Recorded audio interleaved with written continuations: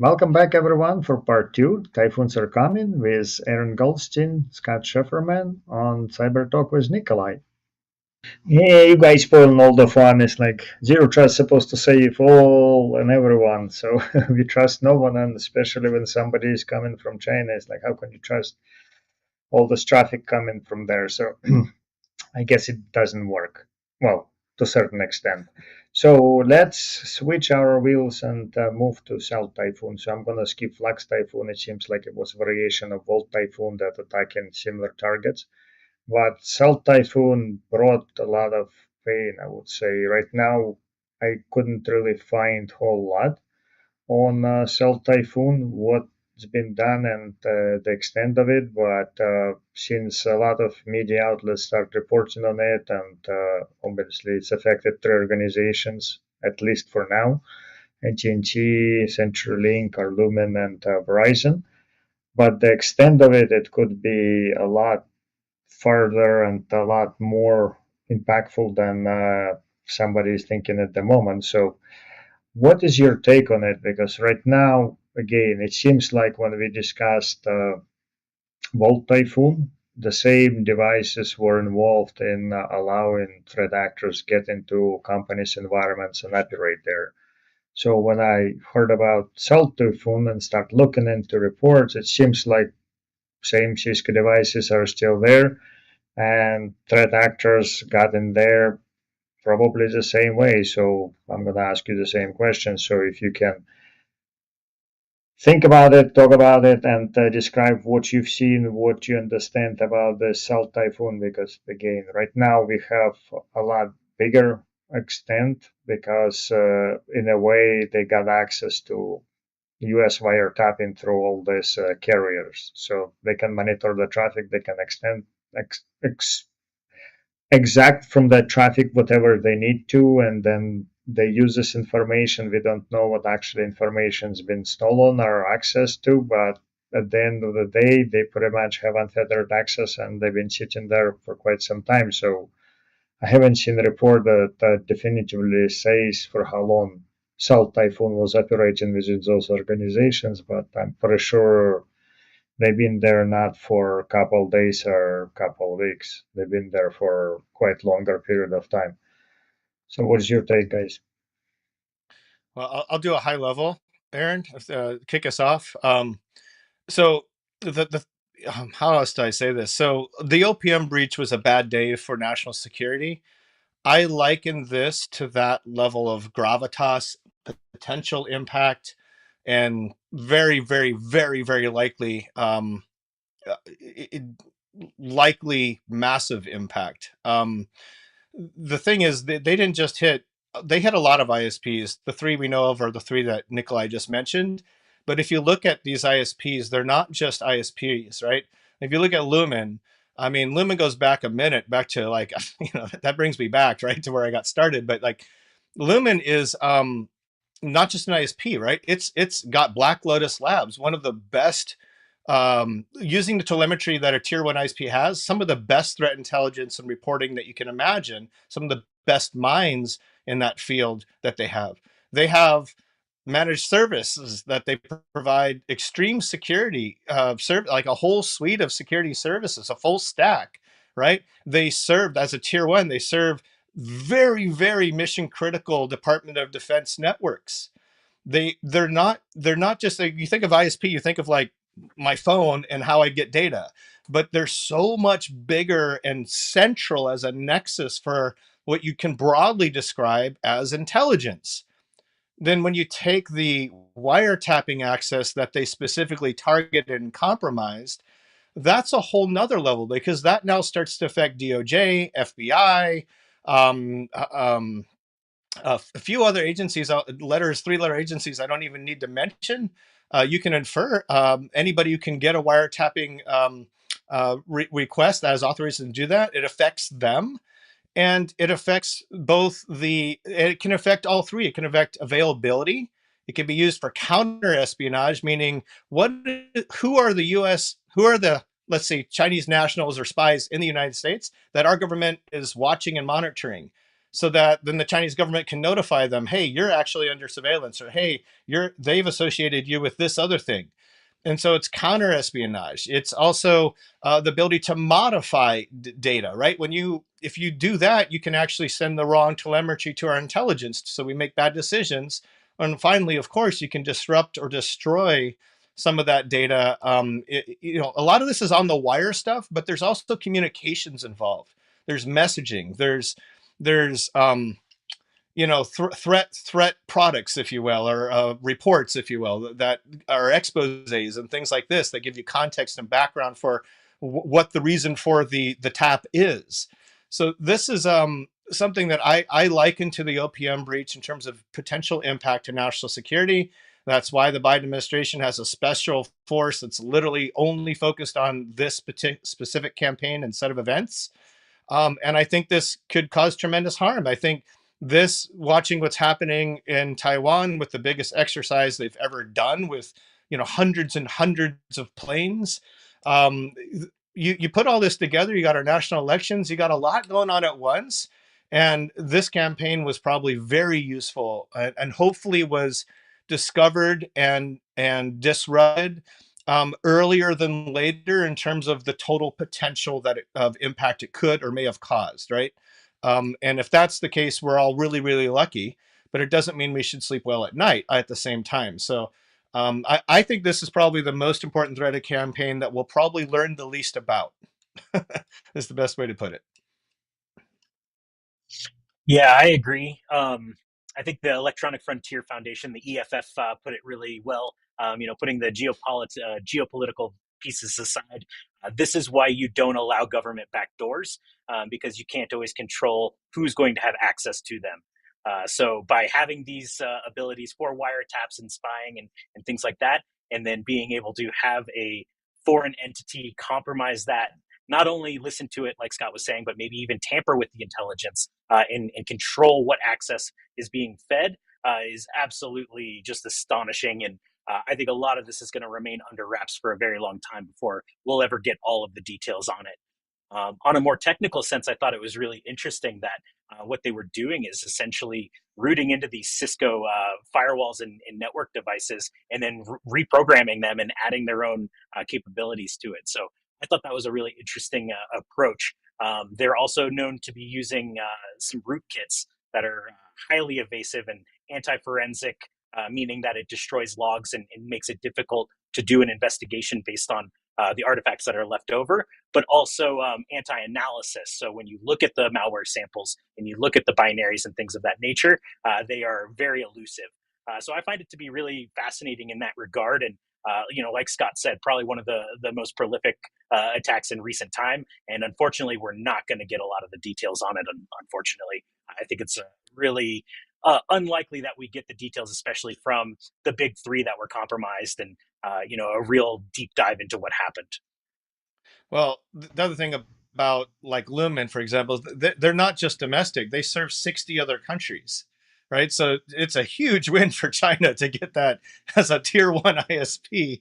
Those wiretaps are between an American citizen and somewhere else a lot of times, right? So, and that ISP has that backbone traffic assigned to it for 60 other countries. It's probably one of the largest tier ones in the world. Lumen is, and you don't really hear about it because you don't really order your cell phone service from it, but they're absolutely massive. Um, yeah, I feel like this one will have a lot of long leg type of impacts. Um, it's probably the MSS, which is, and specifically their technical department, if you will. Other people might know that from past years where we used to call that like the 3PLA group. And it's, those folks don't mess around. Their initial vector tactics, other than the like Cisco edge devices, there actually is two other vendors I've heard in trust groups. I won't mention their names, but it's more than just Cisco. So no need to just throw Cisco under the bus here. They hit some of the other larger manufacturers of these edge devices as well to get in.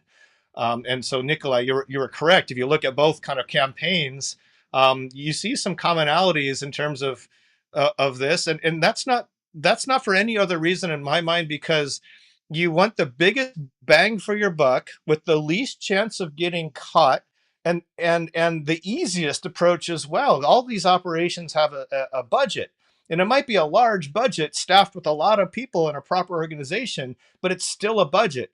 So what is the lowest cost, easiest, fastest way to get the most power and still be undiscovered? It's obviously these edge devices. It's a paradigm shift the last 4 or 5 years compared to spear phishing and all the other tactics that we would see with application vulnerabilities, etc. Um, yeah, there's more to say about this particular campaign in terms of impact and kind of global impact, if you will, and political impact, but I don't know if that's the scope of this conversation. It's Um, probably not a good idea to talk about that too much. no, we can always come back. So, guys, from your perspective, Aaron, you mentioned there was a 30 years old federal law that allows certain number of employees to have backdoor to access all this traffic. And what I'm trying to see is like we had Volt Typhoon, and it seems like the same brands of devices were involved in Volt Typhoon. Then a year later, we come into year and a half. Actually, it's about a year later, we coming back to Typhoon, and the same devices are getting involved now on much broader scale. So, do you see it as some people looking at other people as like, okay, you guys get compromised and nothing is going to happen to us? Because my question is like, what certain organizations haven't learned from the past that just happened, thinking that the same thing, our techniques were completely different. In this particular case, those devices got compromised and threat actors got in. Because again, reports are very scarce, and I haven't seen exactly what happened, but there are a lot of speculations that people throw around there what potentially could happen. But I think one thing for certain it's are two: this 30 years old federal law and Cisco devices in play. Yeah, I mean, I think that there's always going to be this level of high risk around these edge devices and these appliances that hold the keys to the kingdom. So whether it's a Cisco device or a Fortinet or Ubiquity or whatever, I think that they're always going to be a high target, and anyone that has these motives to compromise and exfiltrate and leverage that data, they're always going to be targeting them. So as Scott was saying, if you see some type of compromise like this, you got to burn it down and get a new device. I mean, that's certainly a great plan. But who's to say that 3 months from now, an unknown, undisclosed 0 day against that new appliance is going to happen too? So I think it's a bit of a cat and mouse game, and defenders need to always just keep their guard up and always be looking for signs of compromise. No attack is perfect, right? So a threat actor, it's a core tenet of forensics is you can't commit, at least in this case, a digital crime without leaving some type of, forensic artifact left over. And so I think it's just maintaining your vigilance, ensure that you have, as much security posture as you can, and those layers to add logging and defense, and trust but verify, and make sure you're updating those appliances and keeping to date on these things. But realistically, I mean, you're not going to do much against a highly targeted attack, with seemingly endless budget from from a government agency. It's going to take a lot more than that. So, all we can do is our best in that regard, and try and limit the exposure and make it as hard as we can. I don't have too much to add to that, and that's because Aaron is just incredible at what he does. He always has been. One thing we didn't talk about that I would add to kind of that list is pay a lot of attention to trust at the technical level. Anywhere that you can apply the concept of trust, zero trust is like a offshoot of this thing, but like think about the certificates that you're trusting. Review your whitelist, because if you have a whitelisting strategy, because that becomes dirty over time. Aaron, how many times did we see that during IR?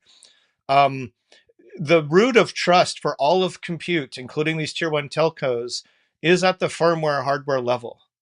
And the assumptions that we have all been making are really getting busted wide apart. And it's not just the hardware and firmware, it's the whole stack, including the vendor drivers that ship with these motherboards for servers, hyperscaler environments, etc. It's not just the UEFI, it's also your baseboard management controllers. Like, think of these actors not as just living off the land above the kernel and in the operating space and application space, but also with the propensity, the ability, either through supply chain backdoors and vulnerabilities that are really just backdoors, like the very complex ones that came out with FortiGate the day before yesterday. Like, when you see a complex vulnerability that was discovered, it may or may not be a bunch of AI fuzzing techniques that and a crackpot group of researchers that figured out a finagling way to go through multiple levels of user land to get to admin land. And no, a lot of times it's these vulnerabilities. I truly believe, and this is only me, it's not any of my former or current employers saying this. I truly believe, based on the research I've witnessed with my own teams, that a lot of these backdoors are intentional and by design, and their complexity is only a form of obscurity so that they're not discovered by researchers sooner than they are otherwise exploited by the actors that are aware of them ahead of time. So trusting your IT supply, trusting all of your certificates, reviewing your certificates at the web level, at the local host level, at your whitelisting levels, these drivers and all of that is a core nexus. It's why living off the land works in the first place, because you've placed trust, you've given authorization, and you've pre-validated the actions that the actors are now leveraging against you. That paradigm, keep rethinking what you think you know and what you're assuming, and that'll really help you think more deeply about how you architect, how you build your security stack, what you think you need for visibility and human resources as well, and expertise. These are the things that when Aaron and I were doing DFIR are truly the things that end up biting large enterprises and telcos and infrastructure in the butt, because they're forced to make these assumptions in order to do business. And there's no one person in the hat whose job it is to look at trust itself as a problem and solve for it proactively and architect for it proactively. And I think that's where we're going to have to get better as a society. Head into the world of AI and quantum computing. You can't imagine how these trust assumptions are going to be leveraged against us. Excellent. Thank you, Jim. One question I have, and when you look at these two operations, or actually three operations that were performed by this Typhoon group, how or where would you put threat intelligence? Would we be able to get something like that advanced ahead of time through some channels? Or I haven't really seen much that anyone published. I know right now I have pretty much feeds full of all these indicators of compromise after the fact that everything has happened. And how would somebody at least have advanced warning? Would it be possible to have this level of threat intelligence to say, yeah, certain things are happening? Because a lot of organizations spend a lot of money right now on threat intelligence to understand and to gather this information before incidents happen, so at least they can minimize impact to organizations. So in case of this particular typhoons, how do you see it?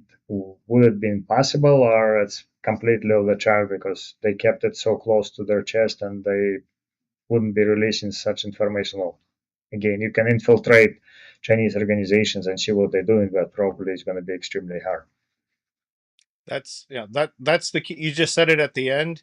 For like ransomware actors, we break into their command and control all the time, right? Like, and we can get kind of advanced intelligence and things like that. But through forums and dark web searches, it's much harder through the Chinese firewall getting into the MSS to understand them, even though there was a very significant leak, thank God, that gave us basically an entire playbook for how China approaches anything from a cyber perspective. It's basically like a hacking manual with a bunch of really cool tools that we've since, as researchers, taken apart and come to understand and actually even replicate for offensive purposes on our side, right? So, but I would say that it's two worlds. One, everything you get from like CISA is going to be late by definition, and that's not a knock. That's the reality of how information works.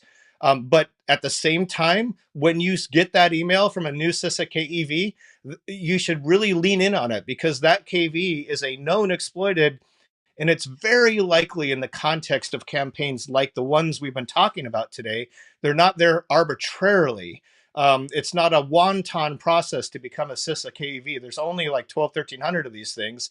And there's, one or two added a week or whatever, but those are really important. So have coverage for all of them to the best of your ability. Start there, and it's very defensible with the board.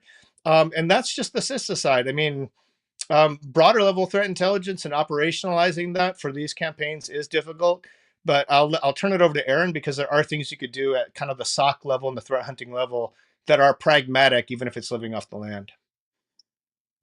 Yeah, I completely agree. The CISA indicators are absolutely important to look at. They're not releasing it just for fun.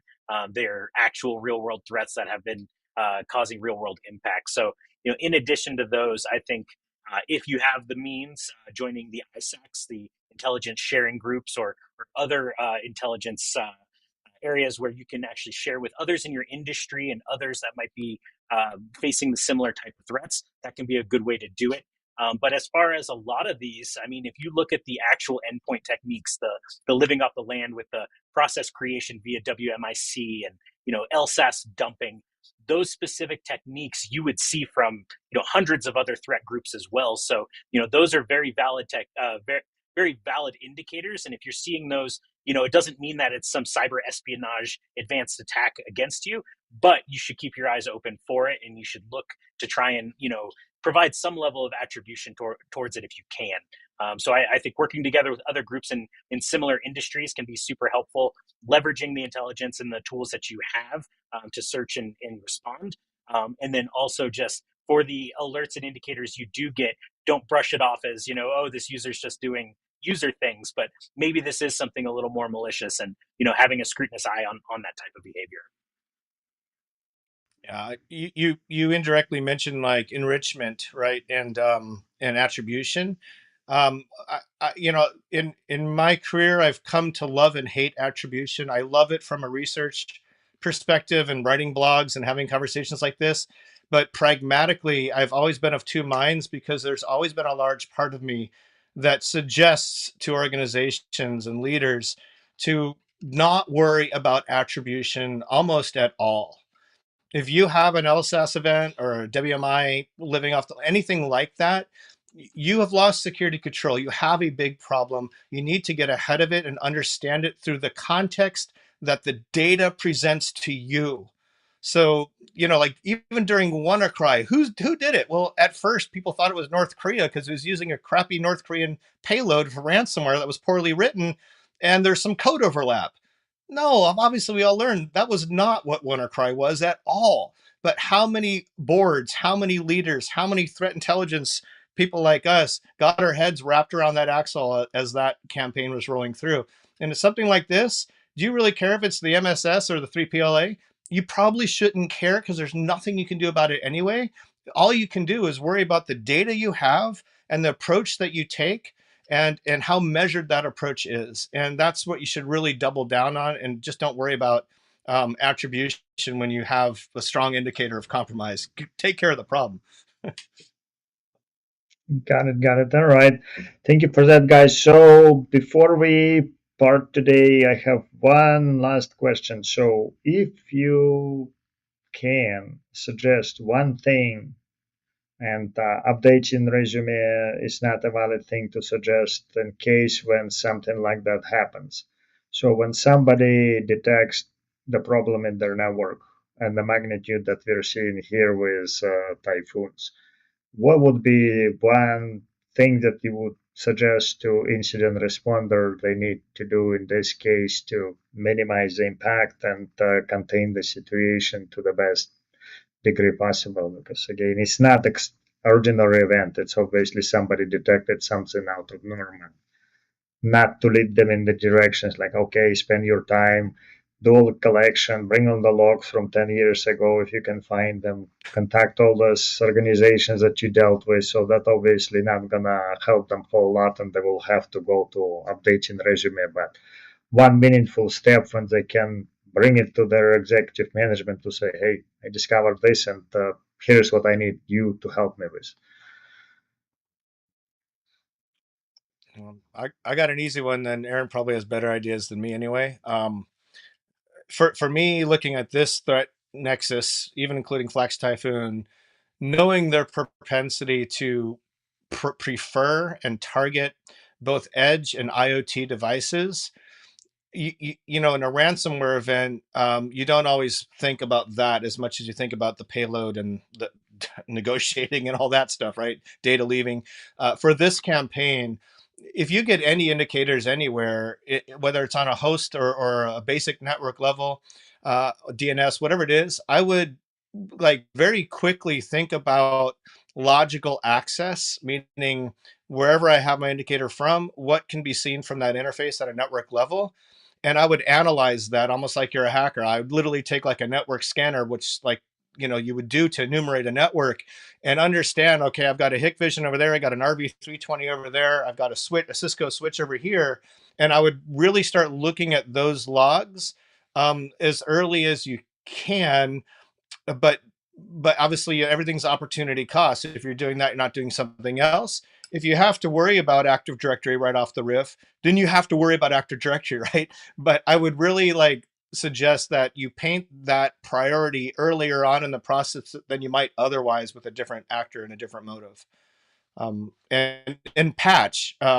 It sounds hilarious, but it's a race. Everything that happens, even it might take close for 3 months, it's still a race. They might move slow to evade and not trigger, but they're still in a race against you. So, you know, you want to get ahead of their ability to persist on devices around in the environment that they're in. So you want to proactively patch them. People don't usually patch their firmware on switches and cameras and RV320s, and that's kind of the problem in the first place. So do that thing. Yeah, I completely agree. I think visibility here is going to be critical for success. Knowing where those, IoT devices are, where your edge appliances are, things of that nature. And what I'd add to that is really just, don't be afraid to sound that alarm, but put guardrails on it. We don't want to cry wolf if we see a suspicious behavior and go to the board and say the sky is falling, everything is compromised. But what you can do is you can update your team and your incident commander and follow your incident response plan to say, we see signs of these important activities. They could be, a clear indication of a much larger, broad attack, but we want to spend the time to identify and narrow that down. You might get guidance from your leadership team on exactly what you should or should not be looking into, and they might help minimize that scope or help you understand, hey, you know what, this is something that has compromised our core devices. Maybe we need some external assistance to make sure we don't lose those artifacts. Maybe we need some guidance on, from third-party experts or vendors on what the best approach is here, not only to secure our network to get them out of it and move forward in a secure way, but also to ensure that the artifacts and details that could help us really understand the breadth of this attack remain intact and can be collected properly. I'm going to add one more thing. Is there's something you could do right now, which is if you're, let's say, an enterprise or critical infrastructure, I would like literally pick up the phone and ask and then demand, depending on the answer, one thing. Above all, do not have your management interfaces exposed to the internet. Do not have RDP exposed to the internet. Do not do that thing. And if you think you're locked down because you have a policy that says don't do it, you're probably wrong, because over time that happens all the time and those things don't get turned back off. So you need to do that for your whole supply chain, and you need to do that for all of your stakeholders too. And that's why you pick up the phone. And if you haven't done that yesterday, then do it when you click the stop button on this video, right? Like, don't delay. That is absolutely the lowest hanging fruit in the year 2024 and beyond to do. Stop doing that. It's everywhere. You got to stop. Yep, that's definitely true. Thank you guys for all your valuable advices. Great conversation. Certainly enjoyed having this with you, and thank you for coming on. until next time, and if you have anything that you would like to share, the parting word for the audience, feel free. I say just keep on fighting the good fight. That's it. That's what we do. That's why we're here. And Nikolay, thank you for these podcasts in general and everything you've done. Thank you to ISSQUARED as well for everything they've done over the decades. They've been a large part of my own personal kind of trajectory and coming to understand what this space actually is and the problem we're actually trying to solve together. So yeah, just like Aaron said, thanks. Thank you, guys. Yeah. Thank you, everyone, for joining us on part 2 with Aaron Goldstein and Scott Scheferman on the episode Typhoons Are Coming, Cyber Talk with Nikolay. That's what we're all about. Together we're stronger. And wishing you all happy holidays and great season until, well, see you in January.